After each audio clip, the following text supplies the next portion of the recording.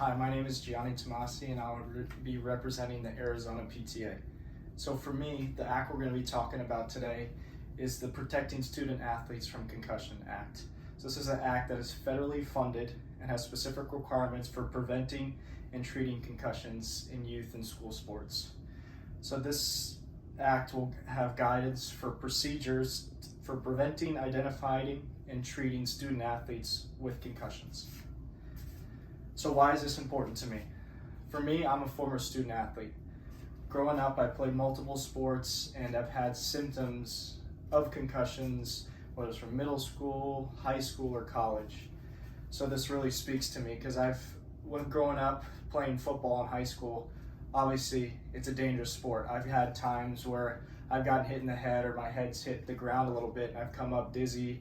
And going over to trainers, they just know some of the basic stuff when it comes to concussions, and they kind of just sent me right back in the game.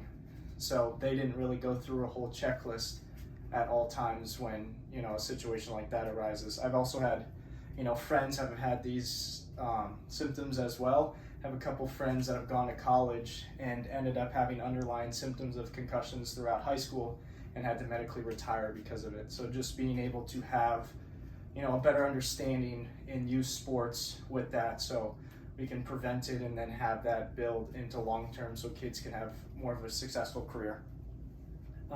It'll also, like I said, give healthcare providers in those schools, a better chance of identifying these symptoms early and often and, preventing stuff like this from occurring and then maybe having a lasting long-term effect over time.